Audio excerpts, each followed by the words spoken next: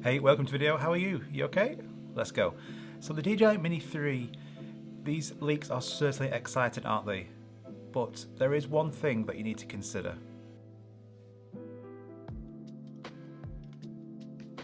Someone has just decided to start drilling as well, so how is it whenever you start to film there's always someone doing some work outside? Anyway, don't matter.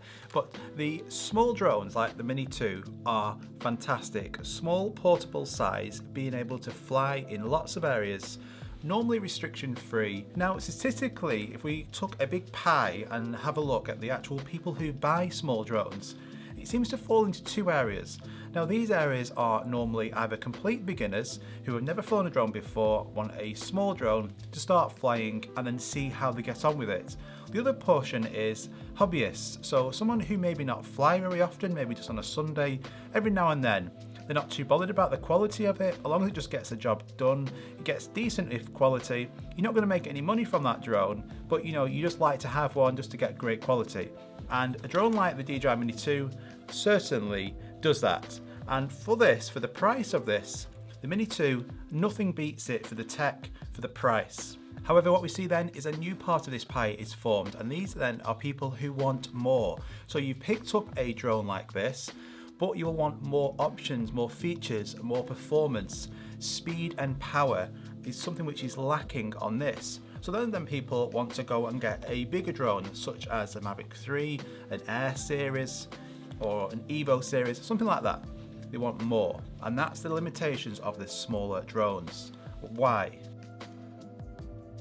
So if you want to travel with your drone and venture outside of the city or the place that you live and go to these stunning locations I like to fly, or my buddy Dennis in the mountains, then small drones like the DJI Mini 2 aren't ideal for those situations at all. Because of its size, the 249 gram weight of this is fantastic in a lot of ways, but it also has a lot of disadvantages. So in these areas where you're really high up in the mountains or top of hills, you might want to go on a hike and you get to the top and you want to get your drone out to film yourself or get a nice orbit, and then you'll find that you have constant wind warning messages, or you're bothered about that drone being blown away, because in these windy areas, small drones aren't good at all.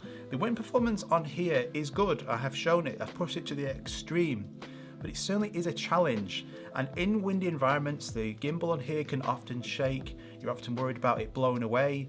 You're more bothered about keeping this drone safe than actually getting the shots.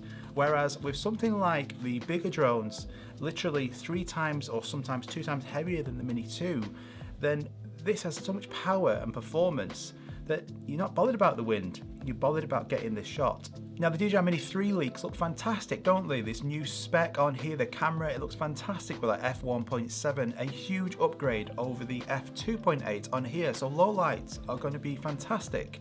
But a portion of the people who buy these small drones, let's not forget, buy this because of the price.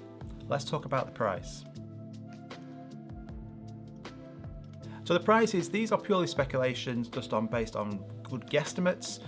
We won't know until the actual drone is officially announced, then you'll get the official prices. But if we look at the Mini 2, so the Mini 2 when it was released was £419 and £550 in the UK. Now with all the price increases everywhere, I would say £150 onto both of those prices, just to get a ballpark figure. Dollar conversion, Canadian conversion, Australian, convert that as you wish. But just in the UK, just for ease, I would say as a minimum, add an extra £150 onto that figure. But that then leaves the Pro version. So if you want to get the best possible quality, we don't know if it's going to be leaving features out for just that Pro model, or it's literally just going to be the controller. But the leak of that controller being a built-in screen, it could everything you want, you don't need to take your phone with you. It's going to be great, isn't it? It's like an RC Pro, but a smaller, more compact version. But I would say that controller alone is worth £300. So if we add that onto the Fly More combo, which is already going to be £700, we're up to £1,000 prediction for that Pro model. £1,000 for a small 249 gram drone, which will be fantastic and awesome. But what else could you get for £1,000?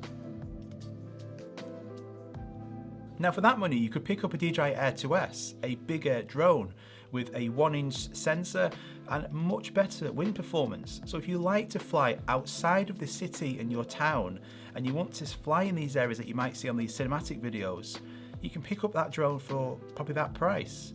You could pick up a used Mavic 2 Pro, you could pick up a Mavic Air 2 Fly More combo, and you're not super far away from the flagship. You could pick up that now on offer for £1,699. So yes, it's still far off, but it's not super far off, is it? Not as much as it was before. Now, all that being said, I'm super excited for this DJI Mini 3 to come out. I love small drones, they are fantastic and super easy to use. But for me, I am so glad that I moved up as well a few years ago to these bigger drones, because they do enable me to fly in more areas, trouble-free, and get even better quality. So I find a lot of people who have then moved from the smaller drones and gone up to, say, an Air 2S or Mavic 3, the feedback is like, oh my God, this is the best thing I did. It's just fantastic. So although small drones are fantastic, I love them, I always will use them, I always have a combination of both. So I would, before you go out selling everything ready for this Mini 3 to come out, just think, just take a step back.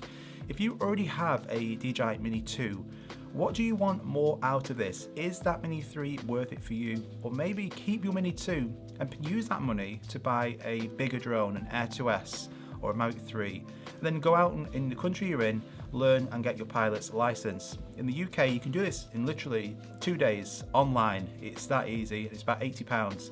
Different countries, different prices, but it's worth doing 100%. So I would be really interested to see your thoughts about this. If you've got a Mini 2, is that Mini 3 worth it for you? Or maybe consider a bigger drone from like DJI or something with more features and that wind performance. Wind resistance is so important. Or are you just all in? You know, you've already sold it, it's already listed, you've got your money, and you're sat there waiting for DJI to take your money. Let me know in the comments down below, and I'll see you in the next one. Take care, bye bye.